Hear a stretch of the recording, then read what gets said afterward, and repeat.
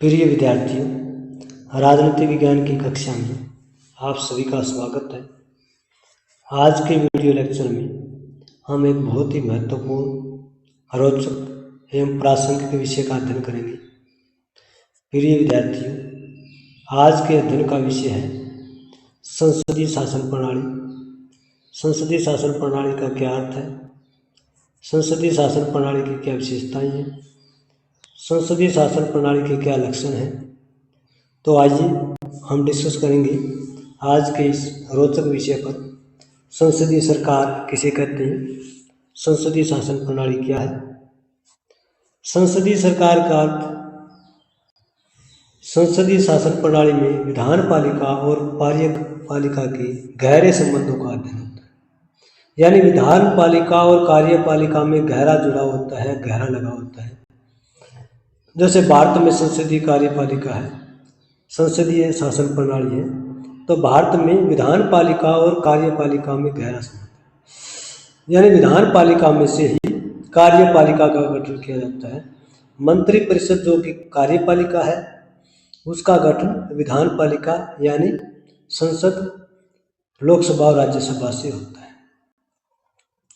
कार्यपालिका अर्थात मंत्रिमंडल अपने कार्यों और नीतियों के लिए विधान पालिका अर्थात जनप्रतिनिधि सदन के प्रति उत्तरदायी होती है।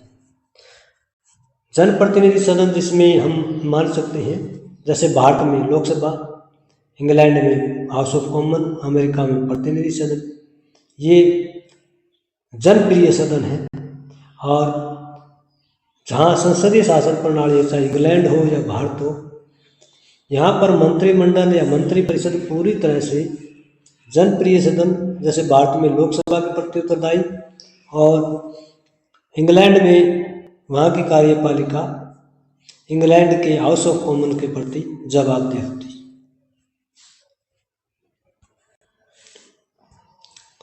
संसदीय सरकार के विषय में परिभाषा। संसदीय सरकार के विषय में प्रमुख राजनीतिक विद्वान R.G. गेटल का कहना है कि मंत्रिमंडल प्रणाली सरकार का वह रूप है जिसमें यथार्थ कार्यपालिका अर्थात प्रधानमंत्री एवं उसका मंत्रिमंडल वैधानिक रूप से अपने कार्यों के संबंध में विधानमंडल अर्थात लोकसभा के प्रति उत्तरदायी होते हैं। R.G. गेटल कहना चाहते हैं कि कार्यपालिका विधान पालिका के प्रति उत्तरदायी है। कार्यपालिका अर्थात मंत्रिपरिषद, विधान पालिका अर्थात भारत में लोकसभा के प्रति उत्तरदायी है। लोकसभा जब चाहे जो है उनके विरुद्ध अविश्वास का प्रस्ताव पारित करके कार्यपालिका को अपदस्थ कर सकते हैं। संसदीय सरकार के विषय में गार्नर ने भी अपनी परिभाषा दी है। गार्नर मानते हैं कि मंत्रिमंडलीय सरकार वह शासन प्रणाली है जिसमें यथार्थ कार्यपालिका अर्थात मंत्रिमंडल, विधान पालिका अर्थात जनप्रतिनिधि सदन और अंत में निर्वाचन के प्रति अपनी नीतियों कार्यों के लिए उत्तरदायी हो, जबकि राज्य का मुखिया नामात्र का मुखिया होता है जो कि गैर जिम्मेदार। यानी संसदीय शासन प्रणाली में देश का राष्ट्रपति या राजा जो है वो नामात्र का मुखिया होता है और उत्तरदायी भी नहीं होता। प्रतिनिधि सदन के प्रति मंत्रिमंडल उत्तरदायी होता है।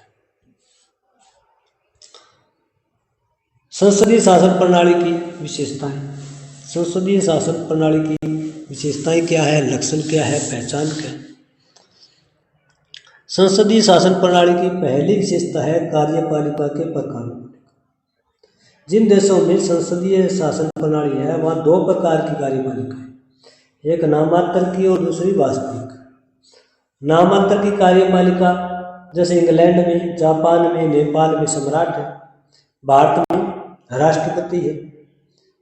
वास्तविक कार्यपालिका प्रधानमंत्री होता है, जैसे भारत में प्रधानमंत्री है, इंग्लैंड में प्रधानमंत्री है। तो कार्यपालिका दो प्रकार की है, नामात्र की और वास्तविक। नामात्र की जो कार्यपालिका है वो राष्ट्रपति या राजा रानी होता है, जबकि वास्तविक कार्यपालिका प्रधानमंत्री एवं उसकी मंत्रिपरिषद होती है। तो संसदीय शासन प्रणाली की एक पहली और महत्वपूर्ण विशेषता है। दूसरी विशेषता है कि प्रधानमंत्री मंत्रिपरिषद का गठन करता है। यानी प्रधानमंत्री जो है उसकी नियुक्ति राष्ट्रपति के द्वारा की जाती है, मंत्रिपरिषद के अन्य सदस्यों की नियुक्ति भी राष्ट्रपति के द्वारा की जाती है, लेकिन प्रधानमंत्री अपने साथी सदस्यों की सूची तैयार करता है कि किसको कैबिनेट मंत्री बनाना है, किसको राज्य मंत्री बनाना है, किसको राज्य मंत्री स्वतंत्र प्रभार बनाना है। तो मंत्रिपरिषद का निर्माण, पुनर्गठन या किसको कौन सा मंत्री बनाना है, ये निर्णय प्रधानमंत्री करता है और उनकी नियुक्ति जो है पद एवं गोपनीयता की शपथ राष्ट्रपति द्वारा दिलाई जाती है। यह संसदीय शासन प्रणाली का एक महत्वपूर्ण कैरेक्टर है। संसदीय सरकार की तीसरी विशेषता है कार्यपालिका विधानपालिका के प्रति उत्तरदायी, यानी राजनीतिक कार्यपालिका। कार्यपालिका दो प्रकार की होती है, एक स्थायी और दूसरी अस्थायी। स्थायी कार्यपालिका कौन सी है? जैसे हमारे आईएएस जितने भी हैं, ऑल इंडिया लेवल के सर्विसेज सचिव वगैरह, वो स्थायी कार्यपालिका है, 60 वर्ष तक अपने पद पर कार्य करते हैं। दूसरी कार्यपालिका अस्थायी है, जिसे राजनीतिक कार्यपालिका भी कहा जाता है, यानी मंत्रिपरिषद। उनका कार्यकाल 5 वर्ष होता है, इससे पहले भी वो अपदस्थ हो सकते हैं, उनसे त्यागपत्र लिया जा सकता है। तो कार्यपालिका किसके प्रति उत्तरदायी है? विधानपालिका के प्रति उत्तरदायी है। और जब तक एक प्रकार से सरकार को बहुमत प्राप्त है, कौंसिल मिनिस्टर को बहुमत प्राप्त है, यानी विधानपालिका का समर्थन प्राप्त है, तब तक कार्यपालिका अपने पद पर कार्य कर सकती है, अन्यथा कार्यपालिका को त्यागपत्र देना पड़ता है। कई बार जो है विधानपालिका अविश्वास प्रस्ताव पारित करके, निंदा प्रस्ताव पारित करके संपूर्ण मंत्रिपरिषद यानी अर्थात कार्यपालिका को त्यागपत्र देने के लिए विवश कर सकती है। संसदीय सरकार की एक महत्वपूर्ण विशेषता प्रधानमंत्री द्वारा जनप्रतिनिधि सदन को भंग करना, यानी जनप्रतिनिधि का मतलब यहाँ पर जनप्रिय सदन है, लोकसभा है भारत में। जैसे इसमें 1979 में चरण सिंह ने सिफारिश की थी कि लोकसभा को भंग किया जाए। 1991 में चंद्रशेखर ने राष्ट्रपति से सिफारिश की कि लोकसभा को भंग किया जाए। तो एक प्रकार से प्रधानमंत्री द्वारा जो पॉपुलर सदन है, जैसे भारत में लोकसभा है, उसको समय से पूर्व भंग किया जा सकता है। लोकसभा का कार्यकाल है निश्चित, यानी वैसे तो सामान्य कार्यकाल लोकसभा का 5 वर्ष और राज्यसभा का 6 वर्ष होता है। तो द्विसदनीय विधानपालिका में, जहाँ जैसे भारत जैसे देशों में जहाँ निम्न सदन लोकसभा है, वो सदन राज्यसभा है, निम्न सदन अस्थायी है, वो सदन स्थायी है। वैसे इंग्लैंड में जो निम्न सदन है वहाँ हाउस ऑफ कॉमन है, वो सदन जो है सीनेट है। तो लोकसभा का कार्यकाल निश्चित रहे, जैसे 1979 में चरण सिंह, 1990 में वीपी सिंह, 1991 में चंद्रशेखर का कार्यकाल, 1998 में अटल बिहारी वाजपेयी का काल। इनको सदन में बहुमत न रहने के कारण समय पूर्व त्यागपत्र देना पड़ा, यानी 5 वर्ष से पहले इनकी सरकार की गई। तो एक प्रकार से कह सकते हैं कि इनका कार्यकाल निश्चित नहीं। संसद की सर्वोच्चता संसदीय सरकार की एक महत्वपूर्ण विशेषता है।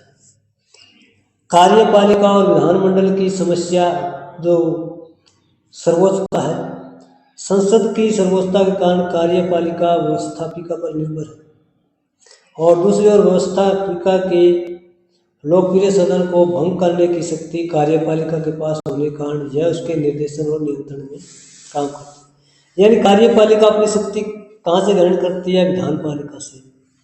लेकिन कार्यपालिका जो है भंग करने की स्थिति, जैसे प्रधानमंत्री जो है कार्यपालिका का प्रमुख है, वो लोकसभा को भंग करने की राष्ट्रपति से सिफारिश कर सकता है। इस आधार पर देखें तो कार्यपालिका के नियंत्रण में विधानपालिका है। संसदीय सरकार की एक महत्वपूर्ण विशेषता विरोधी दल का अस्तित्व। संसदीय सरकार में विरोधी दल के अध्यक्ष को कैबिनेट मंत्री का दर्जा दिया जाता है। कई बार इंग्लैंड जैसे देशों में शैडो मिनिस्ट्री है, छाया मंत्रिमंडल है, यानी विपक्षी दल भी ऐसे ही अपना मंत्रिमंडल तैयार करते हैं जैसा सत्ताधारी दल करता है, और विपक्षी दल का संबंधित मंत्री सत्ताधारी दल के मंत्री को काउंटर पार्ट करता है। उसके नीतियों की जो सरकार विरोधी है, जन विरोधी है, राष्ट्र विरोधी है, संबंधित मंत्री ही सत्ताधारी दल के मंत्री की आलोचना करता है। सत्ताधारी दल के असफल होने पर विपक्षी दल जो है सरकार का निर्माण भी करती है इंग्लैंड जैसे देशों में। संसदीय शासन प्रणाली की एक महत्वपूर्ण विशेषता मंत्रिपरिषद का नेतृत्व करना है। विधानपालिका का अधिकांश समय सरकार द्वारा प्रस्तुत विधेयकों में लगता है।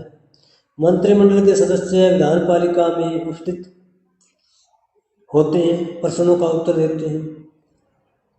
कई बार जो है सदन में निजी सदस्यों द्वारा प्रस्ताव पेश किया जाता है, लेकिन निजी सदस्यों द्वारा जो प्रस्ताव पेश किया जाएगा उसकी पास होने की संभावना नामात्र की है, क्योंकि बहुमत जो है वो सरकार के साथ होता है।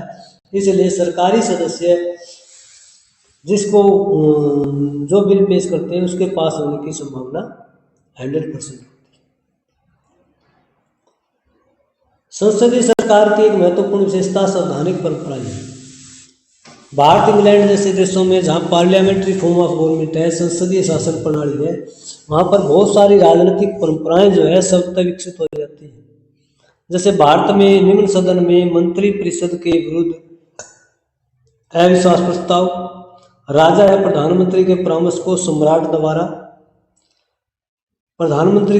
को सम्राट या राजा द्वारा स्वीकार करना, ये एक परंपराएं हैं। संसदीय शासन प्रणाली में ऐसी परंपराएं जो है बहुत सारी धीरे धीरे जो है समय और परिस्थितियों के अनुसार विकसित हो जाती है। कार्यपालिका विधानपालिका के प्रति उत्तरदायी।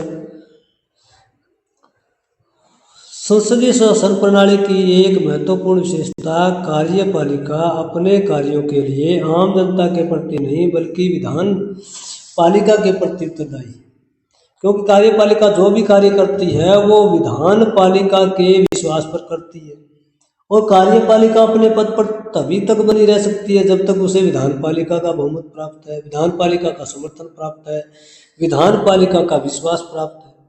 विधानपालिका का विश्वास समाप्त होते ही कार्यपालिका को पद त्याग करना पड़ता है। कार्यपालिका और विधानपालिका में गहरा संबंध है। संसदीय शासन प्रणाली की एक महत्वपूर्ण विशेषता है कि इसमें निम्न सदन में जिसको बहुमत प्राप्त होता है, बहुमत प्राप्त दल मंत्रिमंडल पर नियंत्रण रखता है। यानी विधानपालिका में जिस पॉलिटिकल पार्टी को मेजोरिटी है, कार्यपालिका में उस पॉलिटिकल पार्टी के सदस्यों को ही स्थान दिया जाएगा। यानी मंत्रिमंडल में कैबिनेट मंत्री हो, राज्य मंत्री हो, सभी सदस्य विपक्षी दलों से नहीं लिए जाते बल्कि सत्ताधारी दल से ही लिए जाते हैं। इसलिए कार्यपालिका और विधानपालिका का संसदीय सरकार में गहरा संबंध हमें देखने को मिलता है। तो प्रिय श्रोताओं, आज का ये हमारा टॉपिक था कि संसदीय सरकार क्या होती है। सरकार का एक स्वरूप है संसदीय सरकार। संसदीय सरकार का अर्थ क्या है, विभिन्न राजनीतिक विद्वानों की परिभाषाएं क्या है, संसदीय सरकार की पहचान क्या है, इसके लक्षण क्या है। आज का ये वीडियो लेक्चर आपको कैसे लगा कमेंट करके ज़रूर बताइएगा। वीडियो लाइक आए तो ज़्यादा से ज़्यादा शेयर कीजिए और चैनल को सब्सक्राइब कीजिए अगर अभी तक सब्सक्राइब नहीं किया। धन्यवाद।